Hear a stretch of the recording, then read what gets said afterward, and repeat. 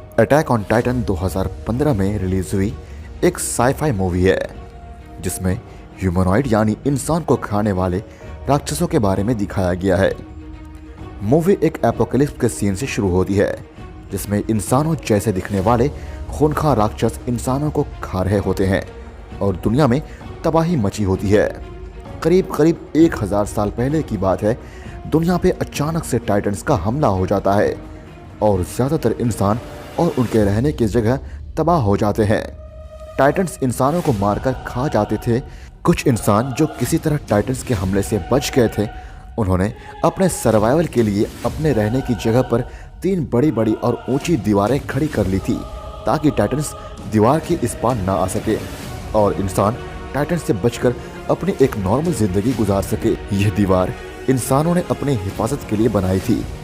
जैसे जैसे वक्त गुजरता गया, लोग टाइटन्स के बारे में भूलते गए और उनकी कहानियां सिर्फ किताबों तक ही रह गई, जो कि बच्चों के डराने के लिए काफी थी।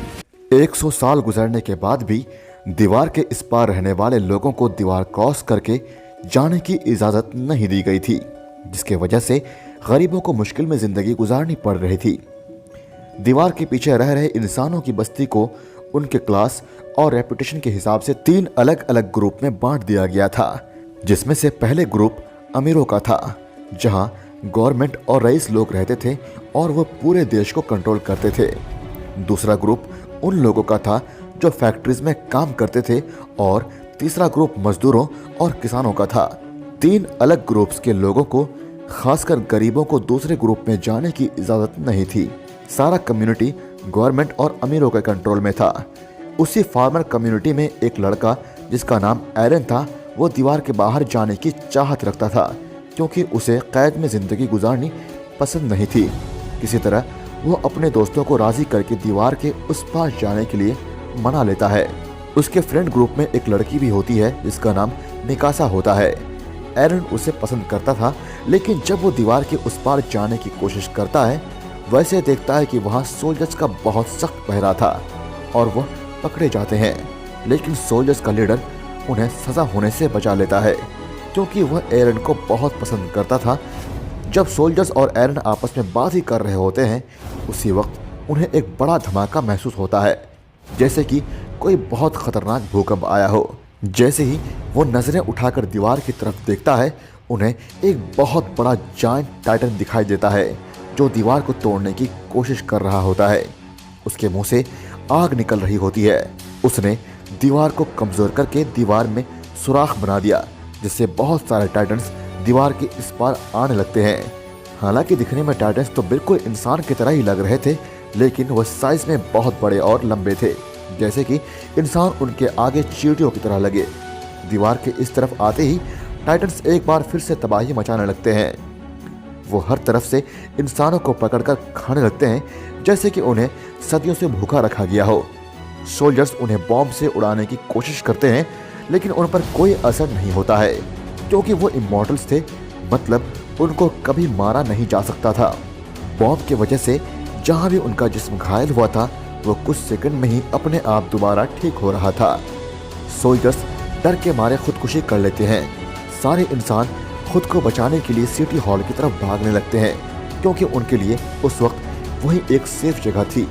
एरन और मिकासा भी अपनी जान बचाने के लिए सिटी हॉल की तरफ भागते हैं, लेकिन मिकासा एक बच्चे को बचाने की वजह से पीछे छूट जाती है और एरन सिटी हॉल के अंदर बंद हो जाता है। देखते ही देखते वहां भी टाइटन्स पहुंच जाते हैं।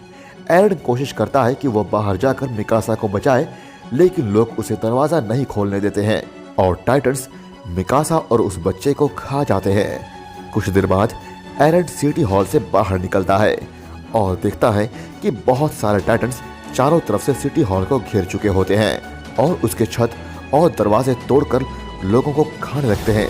कुछ देर में ही खून की नदियां बहने लगती है। एरन और बाकी के सर्वाइवर्स अपनी जान बचाकर दूसरे ग्रुप यानी इंडस्ट्रियल ग्रुप की तरफ चले जाते हैं। वहाँ की दीवार और भी ज्यादा मजबूत और ऊंची थी, तो वो लोग टाइटन्स के हमले से बचे रहते हैं। उस कम्युनिटी में भी लोगों के बढ़ने की वजह से लोग आपस में खाने और जरूरी जीने की चीजों के लिए लड़ने लगते हैं। बाकी की 2 कम्युनिटीज भी ज्यादा दिन तक टाइटन से नहीं बच सकती थी, तो उन्होंने टाइटन से मुकाबला करने के लिए सोल्जर्स की आर्मी तैयार की, जिसमें एरन और उसके दोस्त भी शामिल होते हैं। उस आर्मी का एक कमांडर था, उसका नाम कोवल था। उन्होंने टाइटन से लड़ने की स्ट्रेटेजी बनाई और पूरी तैयारी और नए तरह के वेपन्स के साथ पहले उन्होंने दीवार के उस सुराख को बंद करने की मिशन बनाई और उसके बाद वो दीवार के अंदर बाकी के टाइटन्स को मार देने की। किसी तरह उन्हें यह पता चला कि टाइटन्स का गला उनके बदन से काट देने पर वो दोबारा जिंदा नहीं हो पाएंगे और हमेशा के लिए उन्हें खत्म किया जा सकता है। सारे सोल्जर्स कमांडर के साथ रात के अंधेरे में अपने मिशन पर निकल पड़ते हैं। जैसे ही वो लोग जा रहे होते हैं, उन्हें रास्ते में एक बच्चे की रोने की आवाज आती है। जब वो उस बच्चे के करीब जाते हैं तो देखते हैं कि वो एक टाइटन का बच्चा है। वो बच्चा उन्हें खाने की कोशिश करने लगता है और उस बच्चे की शोर सुनकर बाकी टाइटन्स भी वहां आ जाते हैं। उसी वक्त टाइटन्स का हमला हो जाता है और वो सारे सोल्जर्स हर तरफ से टाइटन से घिरे होते हैं। उनका शेल्फिश कमांडर उन्हें वहीं फंसा हुआ छोड़कर वेपन्स की गाड़ी लेकर भाग जाता है। बाकी के सोल्जर्स अपनी जान बचाने के लिए इधर उधर भाग ही रहे होते हैं।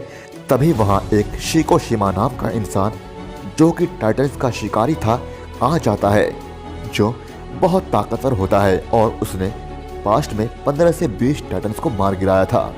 उसके साथ एक लड़की भी होती है जो कि असल में मिकासा थी। दरअसल मिकासा मरती नहीं है। जब टाइटन्स ने उसे निगल लिया था तो शिकोशिमा ने उसे बचा लिया था और उसने मिकासा को टाइटन से लड़ना भी सिखा दिया था। मिकासा और शिकोशिमा मिलकर टाइटन्स का सफाया करते थे। कुछ ही देर में वो कमांडर उन एक्सप्लोसिव्स को लेकर वापस आ जाता है, जिससे उन्होंने दीवार के होल को बंद करने का सोचा था। जैसे ही वो लोग कमांडर के साथ एक्सप्लोसिव लेकर दीवार की तरफ बढ़ रहे होते हैं, तभी वहां एक औरत आ जाती है, जिसके पति की मौत कमांडर की लापरवाही की वजह से होती है और वो टाइटन्स का शिकार बन चुका होता है। बदला लेने के लिए वो औरत एक्सप्लोसिव्स की टैंक चुराकर ऐसी जगह पहुंच जाती है जहां बहुत सारे टाइटन्स थे और टैंक को ब्लास्ट कर देती है, जिससे बहुत बड़ा धमाका होता है। फिर भी टाइटन्स को उससे कोई फर्क नहीं पड़ता है, सिर्फ जख्मी हो जाते हैं और मर नहीं पाते हैं। एक्सप्लोसिव टैंक के ब्लास्ट होने के बाद उनके खुद को बचाने की आखिरी उम्मीद खत्म हो जाती है। सोल्जर्स का सेल्फिश कमांडर भी उन्हें अकेला छोड़कर भाग जाता है और वो चारों तरफ से टाइटन से घिर जाते हैं। इंसानों और टाइटन्स के बीच बहुत लड़ाई होती है। उसी दौरान एक टाइटन एरन के दोस्त को निगलने वाला होता है। एरन उसे बचाने के लिए भागता है, जिसके दौरान उसका एक पैर टूट जाता है। कुछ देर बाद टाइटन से लड़ते हुए एरन का एक हाथ भी बर्बाद हो जाता है और देखते ही देखते एरन को एक टाइटन निकल जाता है और वो उसके पेट के अंदर चला जाता है। एरन की मौत देखकर मिकासा बौखला जाती है और वो उस टाइटन पर हमला कर देती है।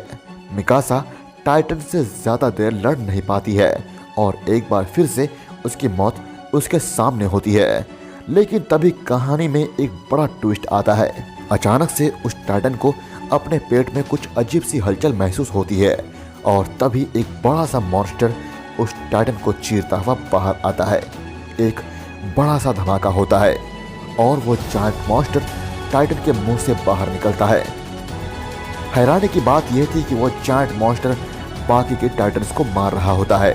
कुछ देर ढलने के बाद सबको समझ आता है कि वो जायंट असल में एरन है। उसके सारे टाइटन्स को मारने के बाद वो जायंट कमजोर होकर गिरने लगता है और कुछ देर बाद उस जायंट के अंदर से एरन बाहर निकलता है, जो कि बिल्कुल फिट और पहले से ज़्यादा स्ट्रांग होता है। उसके कटे हुए पैर और हाथ भी वापस से रिजनरेट हो चुके होते हैं। ऐसा क्यों हुआ कोई समझ नहीं पाता है, लेकिन असल में एरन के फादर ने बचपन में उस पर कुछ एक्सपेरिमेंट्स की थी और कोई वैक्सीन लगाया करते थे, इसलिए कि वो बड़ा होकर ताकतवर बने और इंसानों को प्रोटेक्ट करे। लेकिन जब वहाँ के गवर्नमेंट्स को पता चलता है कि एरन के फादर उस पर कोई एक्सपेरिमेंट कर रहे थे, तो वो एरन के पेरेंट्स को मार डालते हैं और उनके सारे एक्सपेरिमेंट्स के रिकॉर्ड को जला देते हैं। इधर एरन की जब आंख खुलती है तब वो खुद को कोवल की कैद में पाता है। कोवल, जो उन सोल्जर्स का कमांडर था, वो बहुत ही मतलबी और बुरा इंसान होता है। वह किसी को भी खुद से आगे बढ़ने या ताकतवर होते हुए नहीं देख सकता है।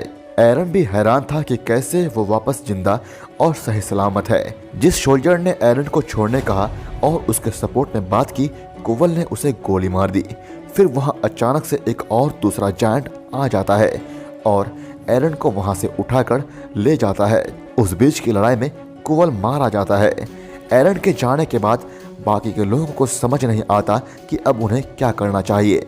अचानक से एरन के दोस्त को याद आता है कि उनके पास कुछ बचे खुचे एक्सप्लोसिव्स हैं जिनसे वो अपना मिशन कंप्लीट कर सकता है।